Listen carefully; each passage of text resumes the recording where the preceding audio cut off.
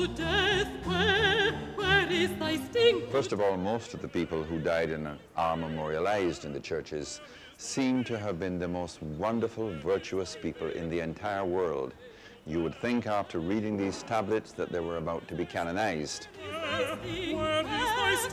Inscriptions on tombstones, when interpreted, provide background information for fascinating analyses of societies, not just in aspects of how we celebrate the dead or the rituals we use for death, but in a broader and more comprehensive way. They provide collective perspectives on worldviews at given points in time, and they reflect the cultural aspects of the people who created these monuments or mementos.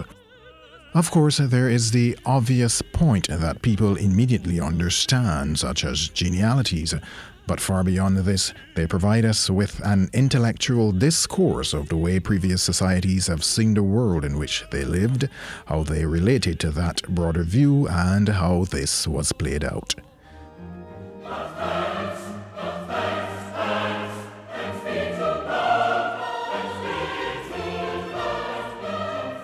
Hello and welcome to Tales from the Tombs, the Cathedral of St. Michael and All Angels. We ended last week's program reflecting on the life and times of Governor-General Sir Hugh Springer. This week we begin by looking at yet another one of our Governors-General, Sir Dighton Ward, who preceded Sir Hugh. Now, we've talked about a pre-independence governor of the 19th century, Sir Evan McGregor.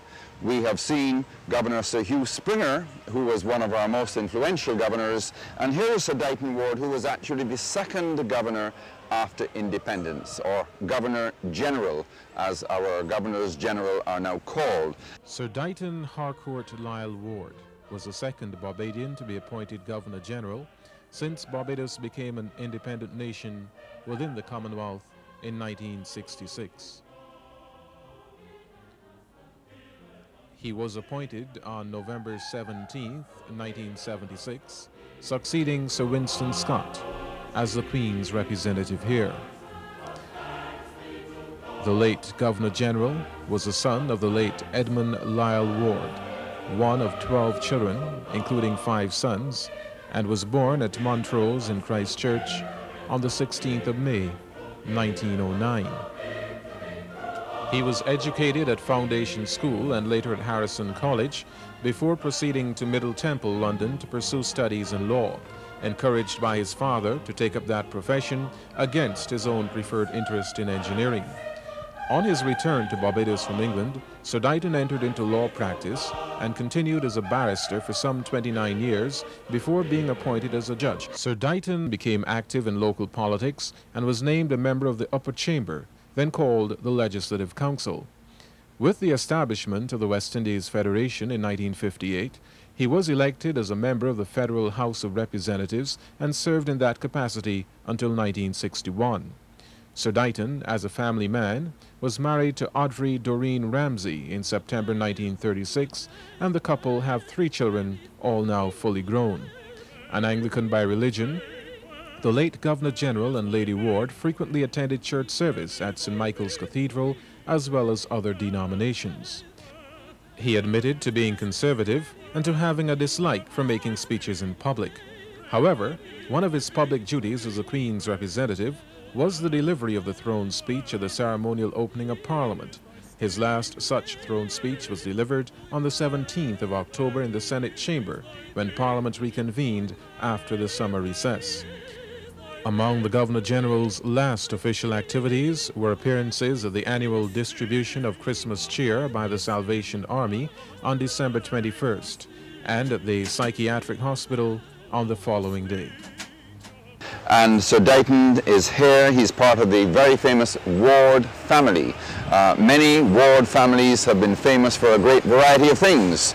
Some for ownership of the Mount Gay rum distillery, some as professors, some as judges and attorneys at law, and of course some for their great fertility and ability to father very large numbers of children.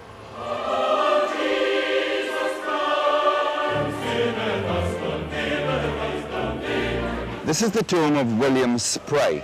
Now, William Spry was obviously a tremendously influential Barbadian, because over there, 50 yards away, is the street named after him, Spry Street. That's one of our oldest streets, very, very close to the original founding streets of Bridgetown. And William Spry has an interesting collection of titles. If you read this carefully, he was the Captain General, the Governor Chancellor Ordinary. I would have thought a Governor Chancellor was very special, but he was the Governor Chancellor Ordinary and Vice Admiral of the island of Barbados. Until I saw this tomb and this inscription, I wasn't aware that we had such a title of Vice Admiral of Barbados. But this very distinguished man, who died in September of 1772, at the young age of 43, had that enormous collection of titles. Clearly, he was a very ambitious, very successful merchant, I believe, on the side, so I was told. But there are all his titles. William Spry. And this is typical of St. Michael's Cathedral. Wherever you go, you'll make these amazing discoveries of people who were obviously very influential, because this, after all, was the church. The old church of St. Mary's had become very decrepit and run down. It wasn't big enough, so they built this new church. And this obviously is where all the powerful people, the influential people, the governors and so on were then buried. And everyone, I think, might have competed in order to produce the most handsome monument, the most handsome sepulchre, vault, tomb, and memorial tablet. And you'll see how they compete inside of the church.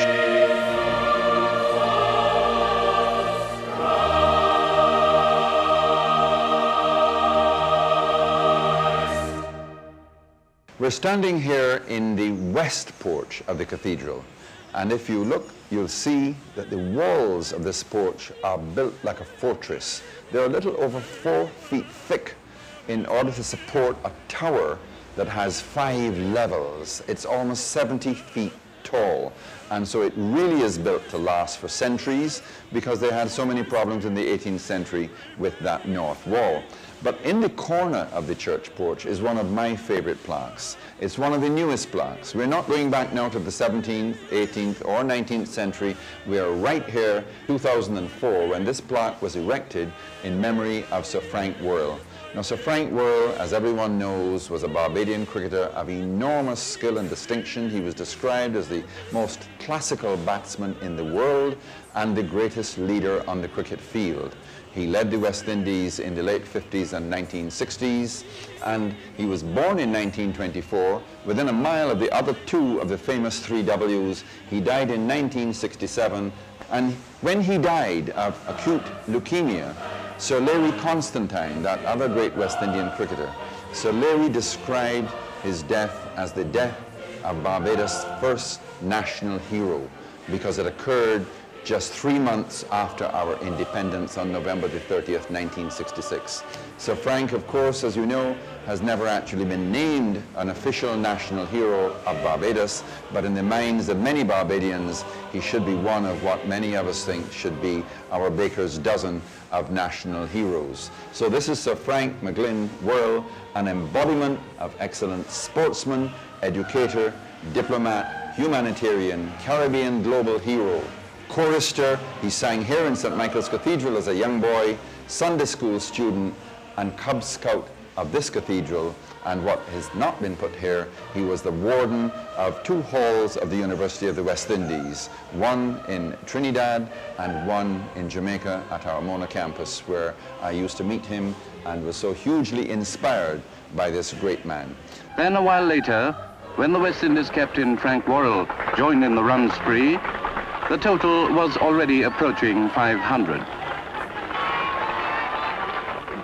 This was Worrell's finest knock of the tour, one that reminded us of the heyday of the 3 Ws.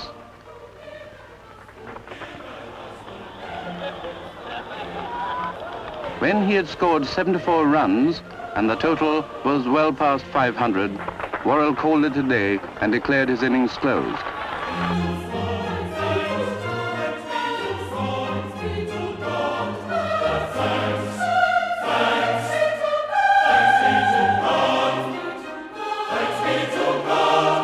The memorial cathedral tablets of our churches tell wonderful stories, and my three favorite churches from this point of view are St. Michael's Cathedral, St. John's Parish Church, and St. George Church. First of all, most of the people who died and are memorialized in the churches seem to have been the most wonderful, virtuous people in the entire world.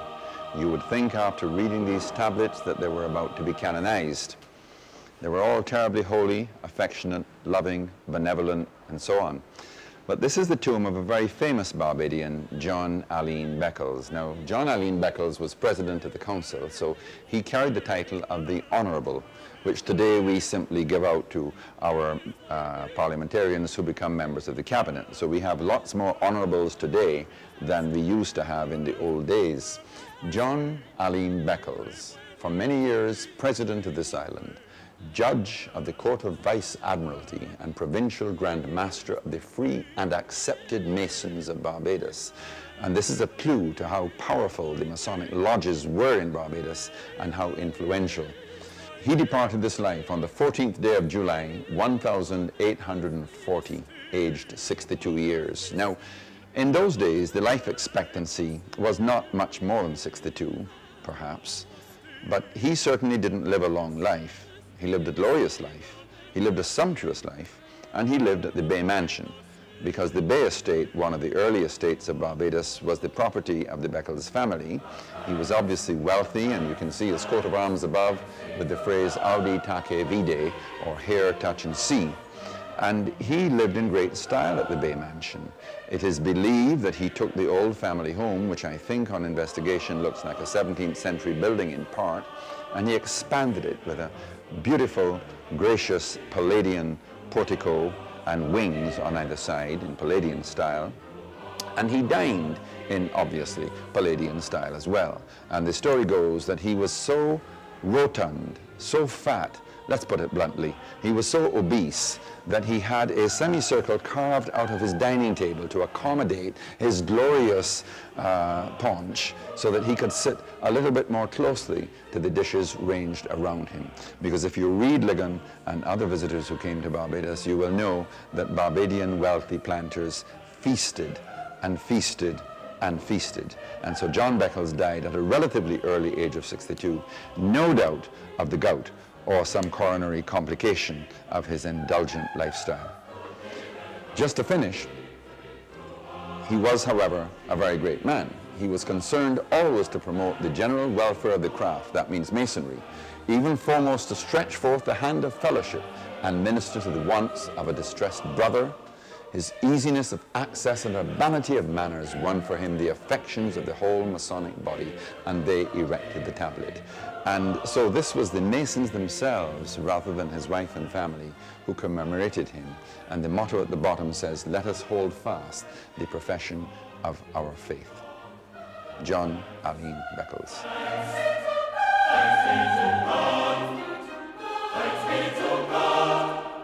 And here we have the funerary plaque of Thomas Harrison, surmounted, of course, by the winged cherub. And then it says in Latin, obit, his date of death, June 7th, 1746. And here lies the body of Thomas Harrison. Now, who was Thomas Harrison? What was his importance for Barbados? He was a merchant, as is pointed out here in this lengthy historical description of him. It pointed out that he was a poor man who, through his abilities at business, he became quite wealthy. And as a wealthy businessman, he left the structure which is right next door to the cathedral, which we call the Masonic Lodge, but was really the very first structure that housed Harrison College. Harrison College was named after this man who left the funds for the creation of Harrison College. Here lies the body of Thomas Harrison, Esquire, who from a small and slender beginning, by the arts of honest industry, and those two lines perhaps should be engraved in the notebooks of every Harrison College student, because of this inspiration, surely, from a small and slender beginning, by the arts of honest industry, grew rich, beloved, and honored in his private character, and by a constant attendance at divine service, most important, and a cheerful compliance with all the duties of religion. In other words, do unto thy neighbor as you would have them do and to you. He won the esteem of his acquaintance, the affections of his kindred, the love of his children, and the prayers of the desolate and oppressed, and so on and so on. So he obviously did a great deal of good, not just for his family, but for the society in which he lived at the time, and for his church, and for posterity through his legacy for Harrison College. He also served in the local House of Assembly, and as such he ran into problems with the then governor, Sir Thomas Robinson. You see where it says there, consistent with the iniquity of the times, he was indeed displaced from his seat at the council board in the government of Sir Thomas Robinson, but soon called forth by the voice of the people to be the asserter of the rights and liberties in the General Assembly. And it speaks to all the things that he was. He was a patriot. He spoke to the interests of his constituents. He had virtues that would fill up a much larger space than can here be allowed.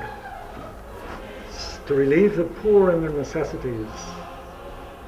So, there we have it, Thomas Harrison. What a wonderful man, what a wonderful role model.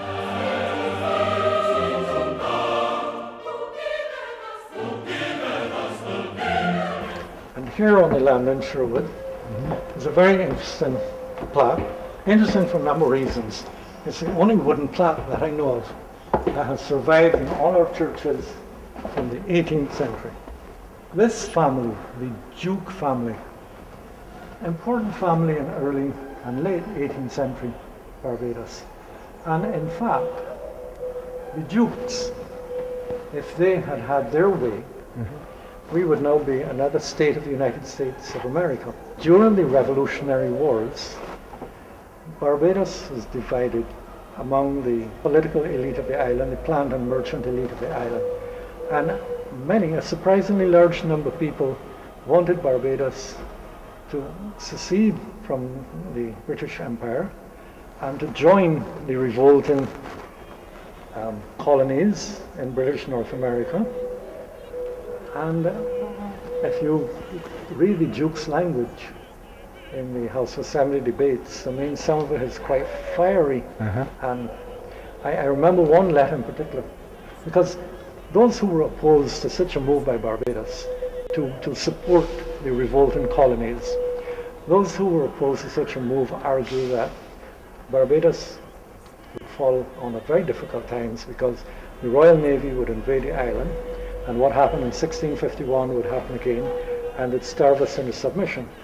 And this very interesting letter written to Americans in Philadelphia said, no, Barbadians were not afraid of that. We were going to go ahead and support the British North American colonies and become part of this fledgling United States of America. And it ended by saying that if we had to eat yams every day, we would eat yams, and Barbados produced more than enough yams to feed everybody on the island. So, fascinating stories. Well, of course, indeed, you know, one of the what-ifs of history, because it never happened. Yes. And we remained a colony, never a crown colony. We had a great deal of autonomy, but remained a colony of Britain until independence in 1966. So you can see, we tried for independence in 1651. Yes. We talked about it in the period 1773 to 1776, and we achieved it in 1966. And so, surmounted, we have the crest of the Duke family, and then virtue alone makes all men truly noble, in memory of Thomas Duke, treasurer of this island, whose eminent virtues as a good Christian husband, father, brother, master, and friend were so conspicuous that he lived without an enemy, was truly esteemed and beloved by everyone. And his sudden dissolution, and here you see that, yes, that looks like an F. Good example. And his sudden dissolution was grievously and universally lamented. The spelling of words in the 17th and 18th century was done phonetically. A listener would hear a word pronounced, and he spelt it the way he heard it. If you see F-L-O-W-E-R, flour, we're not talking about a pretty flour. We're actually talking about flour to bake bread with. Okay. So, in fact, there's a trick to reading old documents, and very often S's were made like F's. Because if you look at many of these old plaques, you'll often become confused because you say, well, this word has an F in it, but it's really an S. We often say in Barbados, it's a small country, we're all related to everybody else. And so wherever I go in Barbados, there is some connection. Here is another family connection. This is Sarah Christian, the daughter of Mary Watson, mother of the above. Infant daughter of William and Mary Watson, great-great-great-grandparents. So this is yet another connection with the Watsons, my mother's family. We are at the western end of the church, and there's a great deal around here that is very, very interesting. I'd like to start with this tablet, which indicates the risks that people coming to Barbados suffered from, particularly the yellow fever. Here is a tablet memorializing officers of the regiment, the 69th Regiment, who died during 4 years the regiment has spent in the West Indies. And we have a senior man, Lieutenant Colonel Paxton, Captain Carmichael, Lieutenant Strickland, and the surgeon, Mr. Cleland. I don't know whether he has anything to do with the Barbadian family of Clelands and Cleland plantation that survives in Barbados, but all of these people died of yellow fever, and this tablet is erected by their officers. And similarly, if you go to the military cemetery near to the Hilton Hotel, you'll see all of these young men, 18, 20, 22, dying of the yellow fever. So let's move to the other side of this south wall, where we see one of the doctors who may have had something to do with trying, without success, to cure and heal these people from their yellow fever. This is a beautiful memorial tablet to one of our early physicians, one of those people who would have tried so hard to do so much with so little. Because in those days, of course, there was very little that doctors could do that was different from what the alternative practitioners of today could do, which is to hold hands and give hope.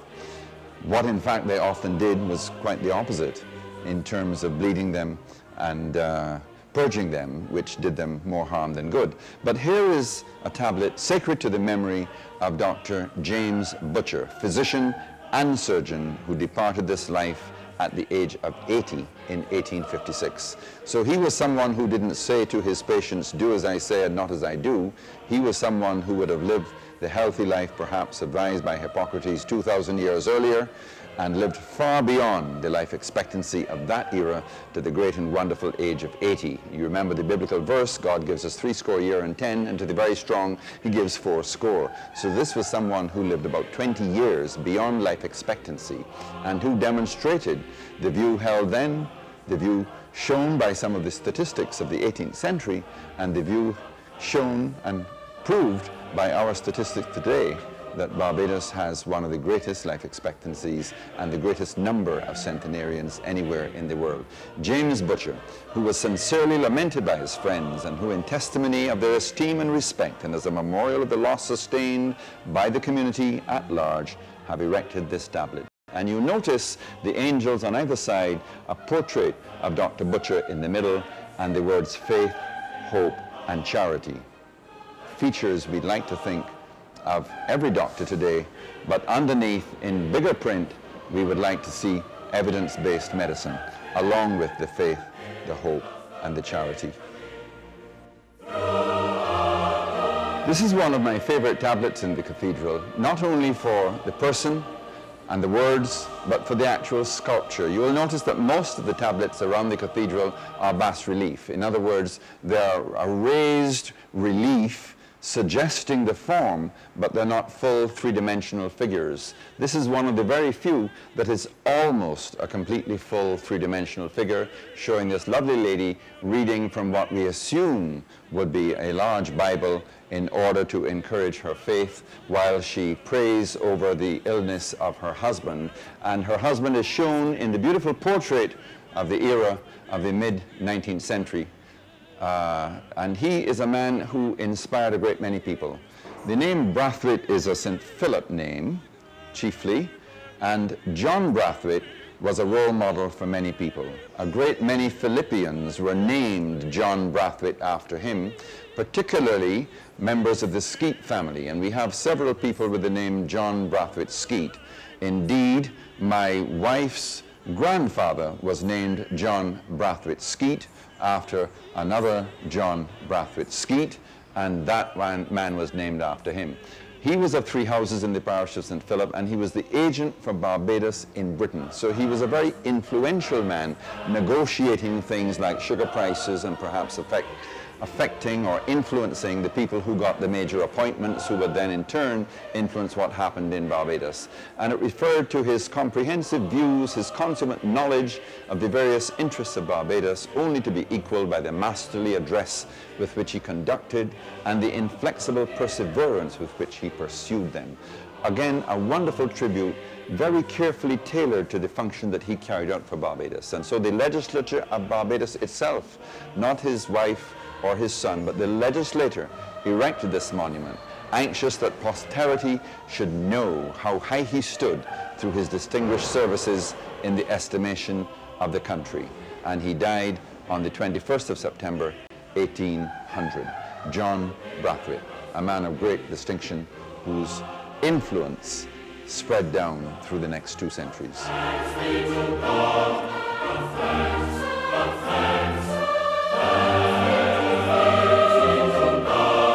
Tales from a number of the memorial plaques inside of the cathedral and tombs in its yard. And so that concludes a look at tales from the tombs of the Cathedral of St. Michael and All Angels. Special thanks to the Very Reverend Dean Marshall.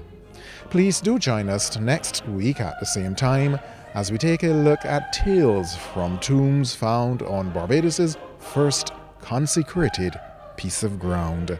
I'm Sherwood McCaskey. Good evening.